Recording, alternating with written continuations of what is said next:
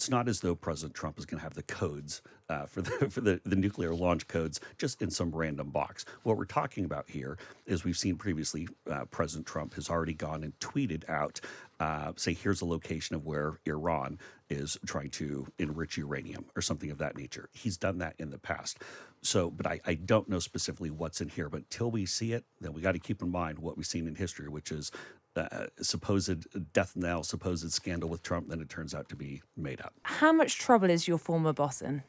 So I don't think he's in trouble at all. To take a step back here, President Trump can declassify any of these documents when he chooses. And he had a standing order that anything that was removed from the White House was brought to Mar-a-Lago or personal residence was declassified. Now, I don't have particular insight into the boxes in particular. There were 15 boxes that were previously returned. Obviously, if they returned some boxes, those should have been turned in to the National Archives, to the records and such.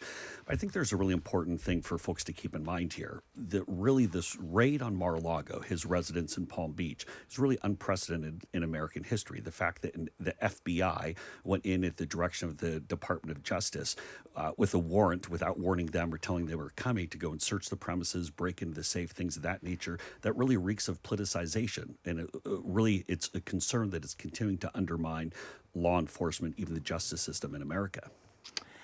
I mean, obviously the FBI, I think they have grounds for this, and, not always wants to give it advance notice for a raid. But just when we go to what Trump is saying about it, so he has accused the FBI of planting evidence, but as you just mentioned, he's also said he declassified the documents. So can you just explain to us how can someone declassify planted documents? Well, and so when we talk about the documents, keep in mind what was returned in that batch of first 15 boxes. There was the letter from President Obama. There were a number of pictures, things of that nature. And this one, they've already said among the documents were apparently materials. I'm not sure if there were notes with Emmanuel Macron or what exactly they were, but binders of photos. I know the president did say that he's working on a book. When I had dinner with him a couple of weeks ago in Bedminster, he was talking to me about that book where he was going to include letters not just from the presidency but over his lifetime, the proverbial Michael Jackson letter, letters from previous presidents, President Reagan and such. So I know that was a project he was working on.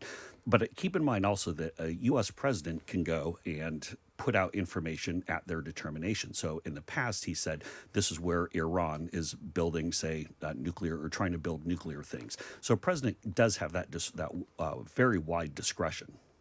But if they are planted documents, how would you know to declassify them? If you don't know the documents are there because the FBI or some other force have planted them, that's what I'm struggling with. Just following the logic, how could you declassify something you don't know is there? Well, again, I can't speak to what exact documents were there, nor can I really speak to the president's comments on the planting, just because I've been here in the UK for the past week. But I do know that when we talk about what was actually seized, everything was going off of a hunch. It was going off of a tip. And to go and try to make this sound like it's some big national security threat, I think really reeks of, again, politicizing our justice system. When you see the fact that this is never before in U.S. history has the FBI or law enforcement gone and raided a previous president. All presidents take letters and photos and things of that nature.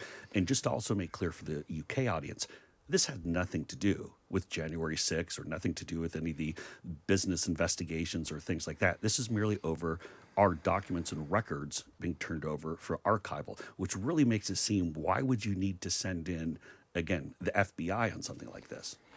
Sure, and I understand what you're saying about how it's unprecedented, but I suppose if you follow that argument too, don't we have to keep an open mind in the sense it could be that Donald Trump has nothing to hide here, but it could be that the FBI knows something that both myself and you don't know. I mean, if you look at, for example, the codes they invoked when they were seeking a warrant, there's been quite a lot of attention on this. So they didn't use the normal code, in the case of government employees who hang on to documents they should not have. Instead, they used the Justice Department used a code which tends to relate to the concealment, removal, or mutilation of documentation, as well as a code concerning the destruction, alteration, or falsification of records in federal investigations. So even if we don't know what they know, don't we have to leave at least the possibility open, So and that there could be something going on that is actually quite serious. So you raise a really good point, and this is why we've seen Senator Chuck Grassley from Iowa, as well as Oklahoma Congressman Markwayne Mullin, both say that the FBI and the Department of Justice have that extra burden of coming forward and saying, "Here's exactly what we found." They've called for the I'm happy to if she's flagging, but that's the declassification or listing out what exactly was taken. Let's be specific here. And I think that the American people owe that too, because here's the thing: we take a step back. And obviously, I'm a Trump partisan, so I don't make any have any doubts about that, even though I'm now no longer working for him. But the fact of the matter is, when we remember the Russia investigation, the Mueller investigation, we had impeachment 1, we had impeachment 2. All these different things going on. Law enforcement in America has really taken a reputational hit. And to see something like this being politicized, I think that they owe it to the American public to say, hey, here's exactly what it was. Not speculation, not conjecture. And if there's something that shouldn't have been there, that was there, okay, well, there are laws and things like that in place. There's some things that were there that clearly the president says were declassified. But when we start getting to the point where we essentially sick law enforcement on political opponents, that's Venezuela, that's Cuba, that's the CCP. That's not what we do in America. I'm going to bring in my colleague Ruth in a minute to ask a question. But just before we do, I wonder, I mean, clearly you're supporting your former boss and you put in a passionate defense of him. I just wondered, is there anything that could come out about Donald Trump in terms of this investigation that would make you think twice and say, you know what, actually, I'm stepping away. I'm not backing this man? Well, you got to keep in mind, I've gone through 2 presidential races. I led his second impeachment effort. I'm pretty much with President Trump all the way. So that's nothing. But here's the thing: I haven't seen any evidence or even the hint of anything untoward that would go and cause a massive problem. Now, could there be somewhere in boxes? Could there be a document that was there that maybe should have been returned? Of course, they've already returned some previous documents. But when we take the bigger picture, like I said, it's so extraordinary to go and do something like this. You know, the one other thing I'd point to for the folks in the UK have been spared of not having to watch, say, CNN on a nightly basis in the States.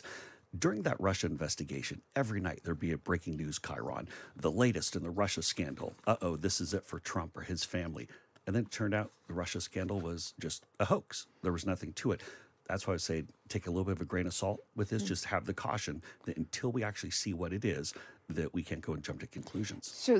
But hypothetically, if he had taken nuclear classified documents and they had been taken to Mar-a-Lago, and that was found to be the case, would you still support Donald Trump? Well, again, it depends what it is. I mean, if it's something that's is declassified, or it's something that he had intended, or that he had intended to be declassified. Again, maybe there's an administrative logistics or something like that. That could obviously be problematic if that hadn't been done. But I think to go and play the speculation, would I jump off the Trump train or something of that nature? It's a little bit of a waste of oxygen. Yeah, sure. Though I suppose declassifying nuclear documents would probably, I'd imagine people listening would raise their eyebrows at someone doing that because it's. Well, when you say nuclear, there's an important, because that's very, very serious, especially when we see the threats that even Putin is making towards the UK with some of his off the cuff, but rather dangerous things, or we worry about what Putin might do with Ukraine or things like that. It's important to keep in mind, it's not as though President Trump is going to have the codes for the nuclear launch codes just in some random box. What we're talking about here is we've seen previously President Trump has already gone and tweeted out, say, here's a location of where Iran is trying to enrich uranium or something of that nature. He's done that in the past. So, but I don't know specifically what's in here. But until we see it, then we got to keep in mind what we've seen in history, which is supposed death knell, supposed scandal with Trump, then it turns out to be made up. I'm just going to bring in my colleague Ruth for a final question. Yeah, Jason, I'll tell you what I'm interested in the way in which you're talking about the politicization of the FBI, and you've got sort of major Republicans like Marjorie Taylor Greene saying that we should defund them and all the rest of it. And my worry is it's the criticisms that, President Trump's presidency brought into question the legitimacy of the office of the president and the institution of the presidency, and lots of people questioned that, and having as outriders now question the legitimacy of another strand of officialdom in the US. Do you ever worry that this is actually bringing down trust in everything? Oh, absolutely. I very much worry about the devaluation of our government, the devaluation of our law enforcement, the politicizing of our legal system.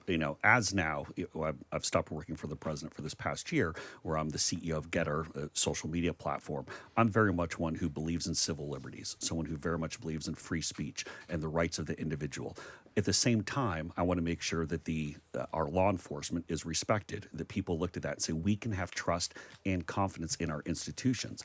And I think yes, some of these attacks, I think were the verbal attacks going to some of the law enforcement FBI agents, I think have been over the top. But clearly there have been some bad actors. And I say that's not just, say, from a Trump partisan position. Chuck Grassley, the aforementioned senator from Iowa, said that there are politically motivated people within the FBI. And he has said that if Republicans take control of the Senate, one of the first things he'll do is call for a full audit, congressional oversight of that. I very much worry that the rest of the world is looking at the U.S. right now and saying, you pick on us, again, the Venezuela, the Cubas, the CCPs, you guys can't even get your own act together. That concerns me.